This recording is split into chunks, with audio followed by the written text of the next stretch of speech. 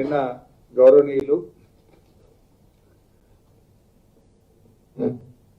ఆంధ్రప్రదేశ్ మాజీ ముఖ్యమంత్రి చంద్రబాబు నాయుడు గారు ఖమ్మంలో చేసినటువంటి షో చూస్తూ ఉంటే ఎట్లా ఉందంటే కూట్ల రాయి తీయనోడట ఏట్ల రాయి తీస్తా అన్నాడు. ఆంధ్రప్రదేశ్ రాష్ట్రాన్ని అప్పులపాలు చేసి అభివృద్ధి చేయలేక అక్కడి ప్రజల చేతుల్లో చీత్కారానికి గురైపోయి ఇప్పుడు వచ్చేట్టుగా తెలంగాణ నేనేదో అభివృద్ధి చేస్తా వెనకనేమో చేసినా ఇక దాన్ని ఉద్ధరిస్తా అని చెప్పి ఆయన గారు నిన్న మాట్లాడుతూ ఉన్నారు. ఆయన మాటలు ఎట్లున్నాయంటే ఒక సామెత ఉంటుంది తెలంగాణలో, చచ్చిపోయిన బర్రెనట పలిగిపోయిన బుడ్డడు పాలిచ్చిందట.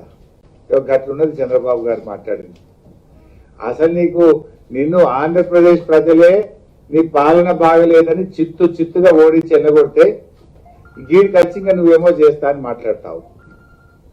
అసలు ఉమ్మడి ఆంధ్రప్రదేశ్ లో తెలంగాణ ప్రాంతం అత్యధికంగా దోపిడీకి గురైందంటే, అత్యధికంగా నిర్లక్ష్యానికి గురైందంటే అది చంద్రబాబు 9 ఏళ్ల పాలనలో జరిగింది. ఎందుకంటే ఇప్పుడే గౌరవనీయులు మా మంత్రివర్యులు చెప్పినట్టు అది యువతనైతేనేమి, ఉద్యోగులైతేనేమి, విద్యార్థులైతేనేమి, రైతులైతేనేమి అన్ని వర్గాలను ఈ ప్రాంతానికి తీవ్రమైనటువంటి అన్యాయం చేసినటువంటి వ్యక్తి ఇవాళ చంద్రబాబు నాయుడు గారు.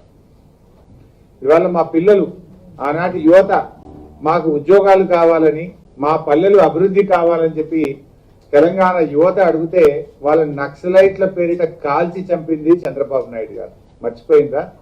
తెలంగాణ సమాజం మర్చిపోలే, తెలంగాణ యువత ఇప్పటికీ మర్చిపోలే. ఉద్యోగులనేమో మా శ్రీనన్న చెప్పినట్టు గుర్రాలతో దొక్కిస్తేవి, వాటర్ క్యాన్లతో కొట్టిస్తేవి. విద్యార్థులను, యువతను మా ప్రాంత అభివృద్ధి గురించి, మా ఉద్యోగాల గురించి అడిగితే నక్సలైట్ల పేరు మీద కాల్చి చంపుతీవి. హైదరాబాద్ ను ఫ్రీ జోన్ పేరిట మొత్తం హైదరాబాద్ ను హస్తగతం చేసుకొని తెలంగాణ నిరుద్యోగ యువత నోట్లో మట్టి కొట్టినటువంటి వ్యక్తి మీరు. ఇక నేను ఇది చేసినా అది చేసినా వెనకటింత ఉద్ధరించినా అని చెప్తే మీ విషయంలో స్పష్టత ఉంది. ఎందుకంటే అప్పట్లో బిల్ గేట్స్ వస్తే, ఆయన స్విట్జర్లాండ్ ప్రెసిడెంట్, వరల్డ్ బ్యాంక్ వాళ్ళు వస్తే మీరు ఏ రకంగా చెప్పిండ్రో ఆయనే చెప్పాడు కదా. మా దేశంలో అయితే చేస్తే జైలు వేస్తామని చెప్పండి ఆయన పైన. మీరు చెప్పే మాటలు గురించి తెలంగాణ ప్రజలకు పూర్తి స్పష్టత ఉంది. నేను ఇది చేసినా, నేను అది చేసినా అని మీరు ఏమైనా చెప్పగలుగుతారు. చంద్రబాబు గారి స్టైల్ ఎట్లుంటుందంటే పొద్దుగాల ఇవాళ తెల్లారుతుందంటే నా వల్లనే, పొద్దుగాల కోడి కూస్తున్నదంటే నా వల్లనే అని చెప్పినా చెప్తాను ఆయన. నువ్వు అన్నీ చెప్తావు నువ్వు, ఎందుకంటే ఆ క్లారిటీ ఉంది తెలంగాణ ప్రజలకు. ఆయన గారు నిన్న మాట్లాడుతూ నల్లగొండలో ఫ్లోరోసిస్ నేనే పారదోలిని అంటాడు. ఇంతకంటే పెద్ద జోక్ ఉంటుంది? నల్లగొండ గోదాం పాండ్రి ఎవరు అడిగితే చెప్పారా ప్రజలు? ఫ్లోరోసిస్ పారదోలింది ఎవరు? ఫ్లోరైడ్ కష్టాలు తీర్చింది ఒకే ఒక్క నాయకుడు, అది కేసీఆర్. మీరందరూ కూడా ఆ ఫ్లోరోసిస్ పేరు మీద ఓట్లు దండుకున్నారు, ఆ ప్రాంత ప్రజలను మోసం చేసిండ్రు. కానీ నల్లగొండ ప్రజలకు శాశ్వతంగా ఫ్లోరైడ్ నుంచి విముక్తి చేసింది కేసీఆర్ గారు, టీఆర్ఎస్ ప్రభుత్వం అని ఆ జిల్లా ప్రజలందరికీ కూడా తెలుసు. ఆయన ఇంకా నేనేదో రైతులకు చేసినా, ఇది కట్టినా అది కట్టినా, నువ్వు అన్ని కడితే మరి ఎందుకు తెలంగాణలో రైతు ఆత్మహత్యలు ఎక్కువైనాయి? నీ హయాంలో అతి ఎక్కువ రైతుల ఆత్మహత్యలు జరిగినాయి చంద్రబాబు గారి హయాంలో. రైతులు ఉచిత కరెంట్ ఇవ్వమని హైదరాబాద్కి వస్తే బషీర్బాగ్ చౌరస్తాలో పిట్టల్లాగా రైతులను కాల్చి చెప్పిన చరిత్ర నీది. రైతులకు ఉచిత కరెంటు కావాలంటే అది సాధ్యం కాదు, బట్టలు ఆరేసుకోవాలని రైతులను అవహేళన చేసిన చరిత్ర చంద్రబాబుది. మీరు ఆ రైతుల గురించి మాట్లాడేది. రైతులకు కేసీఆర్ చేసినంత ఎవరైనా చేసినారే? రైతులకు 9 విడతల 57,000 కోట్ల రైతు బంధు ఇచ్చింది కేసీఆర్. దేశంలో ఎక్కడ లేని విధంగా 5,000 కోట్లు ఖర్చు పెట్టి రైతు బీమా ఇచ్చింది కేసీఆర్. దేశంలో ఎక్కడ లేని విధంగా నీటి తీరువా బకాయిలు రద్దు చేసి ఉచితంగా నీళ్లు ఇచ్చింది కేసీఆర్. రైతుల ట్రాక్టర్లకు పన్నులు రద్దు చేసి 550 కోట్ల పాత బకాయిలు రద్దు చేసి రైతులకు వ్యవసాయానికి ఉపయోగించే ట్రాక్టర్లకు పన్నే లేదని రద్దు చేసిన నాయకుడు కేసీఆర్. ఇవాళ రైతుల కోసం మిషన్ కాకతీయ నీ హయాంలో బాబు గారు ఉన్న తూములు, అలుగులు, చెరువులన్నీ ఆగం చేసినావు నువ్వు. ఆ చెరువులను పునరుద్ధరణ చేసి మిషన్ కాకతీయ కింద 25 లక్షల ఎకరాలకు నీళ్లు ఇచ్చింది కేసీఆర్. నువ్వు కల్వకుర్తికి నువ్వు కొబ్బరికాయ కొట్ట, రాజశేఖర రెడ్డి మొక్కలు పెట్ట, రాజశేఖర రెడ్డి కొబ్బరికాయ కొట్ట, నువ్వు మొక్కలు పెట్ట. మీరిద్దరు కలిసి మహబూబ్ నగర్ ను కల్వకుర్తిని ఆగం పెడితే ఆ కల్వకుర్తిని పూర్తి చేసి మహబూబ్ నగర్ జిల్లాలో ఇలా లక్షల ఎకరాలకు నీళ్లు ఇచ్చింది కేసీఆర్. ఎన్ని చెప్పాలి బాబు నీ గురించి? నీ అన్ని మాటలు మై చేతలు. నువ్వు కేవలం ప్రజల్ని మోసం చేసి మభ్యపెట్టే ప్రయత్నం చేసినావు. నీకు ఇవాళ తెలంగాణ గురించి, తెలంగాణ ప్రజల గురించో ఈ ప్రాంతం గురించో నీకు మాట్లాడే హక్కే లేదు.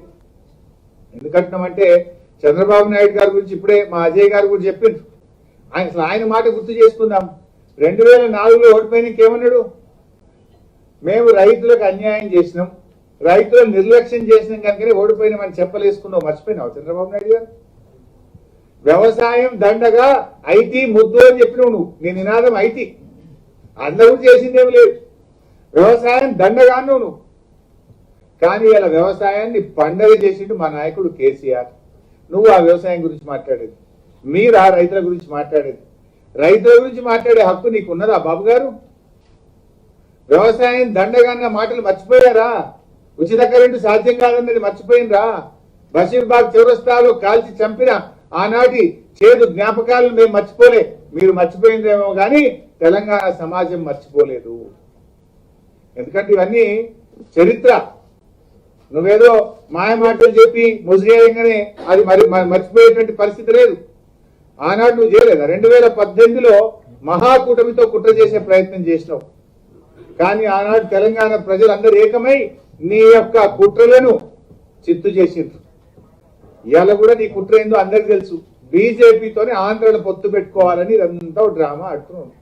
నీ టార్గెట్ ఆంధ్రప్రదేశ్ లో బీజేపీతో ఏమన్నా చేసి పొత్తు పెట్టాలి, నాకేమన్నా బలం ఉన్నదని చూపించాలని ఆ ఖమ్మం బార్డర్ లో మీటింగ్ పెట్టుకొని పక్క రాష్ట్రంకి వెళ్ళి మందిని తెచ్చుకొని అది ఏ పార్టీ అనేది కూడా ఇప్పుడే మా అజయ్ గారు చెప్పారు.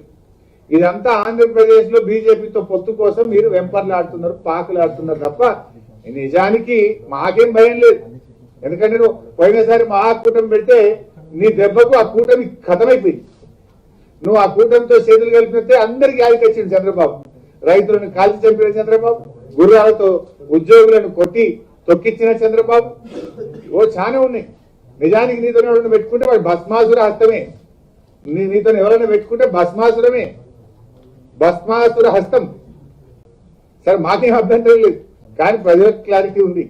నువ్వు కేవలం బీజేపీతో పెత్తు పెట్టుకోవడానికి ఇదంతా ఓ డ్రామా, ఓ నాటకం ఆడుతున్నావు అనేటువంటి విషయం అర్థమైంది. నువ్వు ఏం చేసినా తెలంగాణలో నడవదు. పోయి ఆంధ్రప్రదేశ్ లో పని చేసుకో, 4 ఓట్లనే పట్టాయి తప్ప ఈ తెలంగాణలో నువ్వు ఎన్ని డ్రామాలు చేసినా, ఎన్ని కథలు పడ్డా ఈడ ఒరిగేదేం లేదు, జరిగేదేం లేదు. నువ్వు ఆంధ్రప్రదేశ్ లో చెల్లని రూపాయి తెలంగాణలో చెల్తాదే. అందులో తెలంగాణకు ద్రోహం చేసిన చంద్రబాబు నాయకత్వంలో చెల్తుందా? ఆంధ్రలో చెల్లదని నేను ఎల్లగొట్టి నువ్వు వచ్చి మళ్ళీ గీడెందుకు మాట్లాడితే గీడెట్ట చెల్తావు నాకు అర్థం కాదు. హాయ్ ఫ్రెండ్స్, మా టుడే టుమారో యూట్యూబ్ ఛానల్ చూస్తున్నందుకు చాలా థ్యాంక్స్. మరిన్ని లేటెస్ట్ వీడియోస్ కోసం వెంటనే సబ్స్క్రైబ్ చేయండి. అలాగే ఈ బెల్ ని కూడా రింగ్ చేసేయండి. మా నోటిఫికేషన్స్ అన్ని మీ మొబైల్లో వస్తాయి. అలాగే మా వీడియోస్ మీకు నచ్చితే లైక్ చేయండి, షేర్ చేయండి, నచ్చకపోతే కామెంట్ చేయండి.